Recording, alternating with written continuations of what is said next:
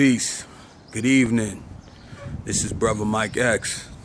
Welcome to another clip from my YouTube channel, Brother Mike X Speaks. Tonight I want to talk to you about the salvation of our neighborhoods and the people who live in our neighborhoods.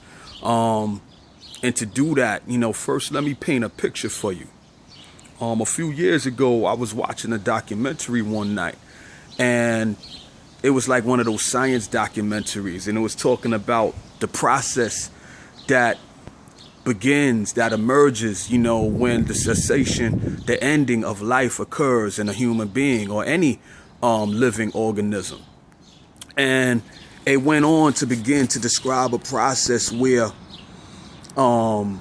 parasites and other forms of life emerge from, the dead body. When a body dies, as all types of life begins to, feed on that body.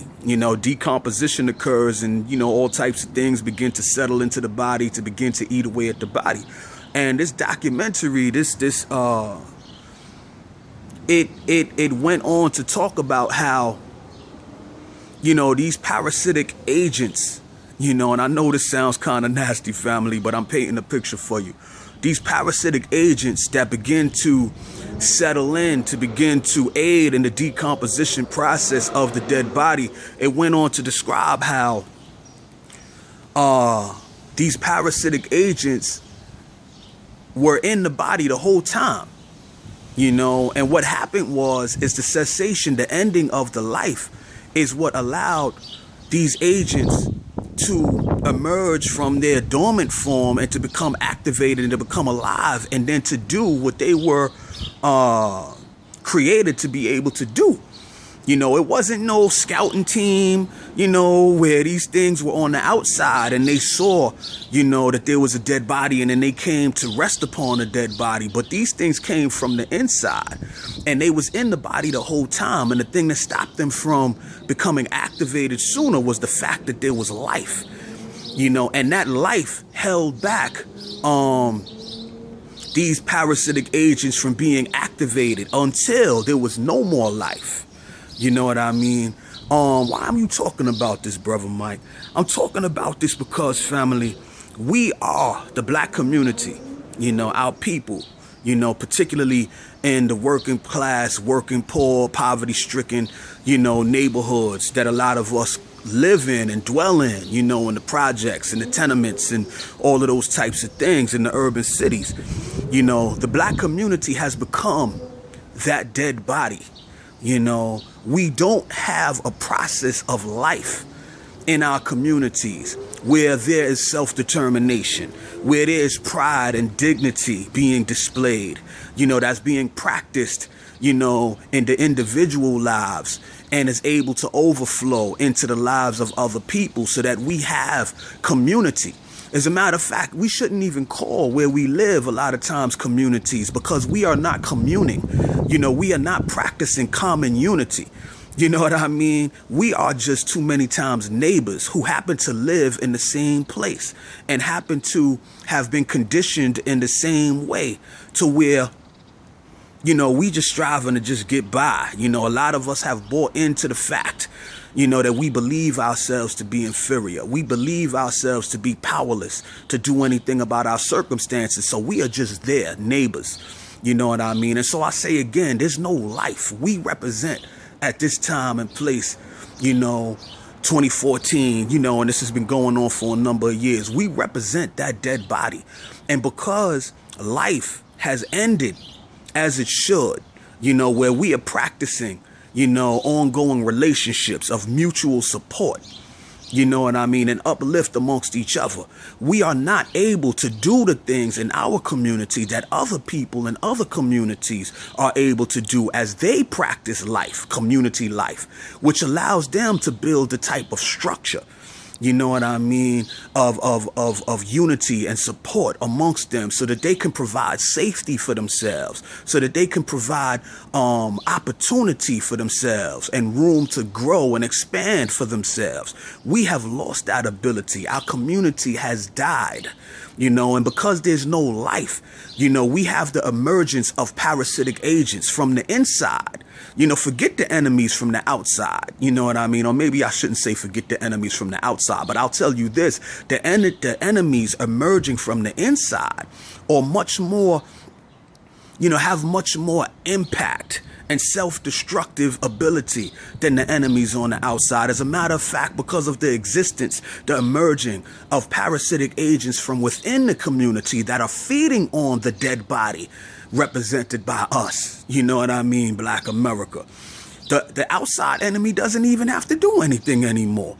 As a matter of fact, you know, also in nature, you have a situation where you have certain animals were created to be scavengers. You know, they don't go out and kill anything. A lot of times they wait for a dead body from whatever type of animal it is to die. You know, and then that scavenger, you know, gets wind of there's a dead body, and then they come to eat on the dead body, you know, and to gain their sustenance from the dead body. And so there are scavenger type of entities out there that are also feeding on this dead body. You know what I mean? And they're primarily manifested in our community when we look around in the form of the fact that 99.9, you know, 100%, you know, oftentimes of the businesses in our community across the Black America are owned and controlled by outsiders. You know, people who have seen fit to begin to take the form and play the role of scavengers, where they see that we have lost the ability to build and maintain our own economic foundation and wherewithal, so that we own and control our own businesses, where we are providing ourselves with the products and services that we need to be a thriving people. So they have, you know, they have found great pleasure in coming into our community and setting up shop, you know, in supermarkets and all of these different types of businesses, man, that we fund with our money. And then they're feeding on the dead body. You know, a lot of times we think that some of these people are our man, and, you know, we form certain relationships with them. Yo, family, I'm going to be honest with you, man. I hate to go up in some of these stores, man, because I could see what's being done. These people are taking advantage of the fact that we have lost the ability to be a living and thriving people. And they gleefully take our money, you know, and like Brother Malcolm said, and, you know, and then they take, you know, our basket full of money, you know, at sundown, they take it into another part of the town or another part of the country or another part of the world to build up their people and to build up their geographic spaces where their people live. And meanwhile, our people are left to languish in, you know, being dead. You know what I mean? And being nothing but consumers. We don't produce nothing. We don't distribute nothing. All we have the ability at this present point in time, coming from that dead, mentally dead, spiritually dead point of mind and spirit, is we only have the ability to consume. You know what I mean? Making other people rich, helping them to build empires and things of that nature that they pass along to their children. You know, so there's steady growth in their community, and our community is left to languish, you know, in poverty and disempowerment, you know, and disunity and chaos and confusion and self-hatred and all of these other things. You know what I'm saying? So, I mean, family, you know, we have to find a way to breathe life back into the dead body represented as Black America. And how do we do that, Brother Mike? You know, the way we do that is, first, each and every one of us, we have to take stock. We have to take assessment of our lives. You know what I mean? As we go about, we need to take a stock and assessment of who we are, you know, and what talents and what gifts we've been given and granted. Because even in our powerlessness, we have genius within our midst. You know, I work with kids. I've been working with them a long time, and they all have gifts. They may have the wrong mindset because they've been conditioned to believe that black life is to be mediocre, to be inferior. But a lot of times I've seen graphic artists. I've seen, you know, people who have brilliant minds, but they don't feel that there's room for them to use their mind within their black life, within their black neighborhood. You know what I mean? To improve their lot. So they live down to the stereotypes and they hide their gifts. They hide their talents.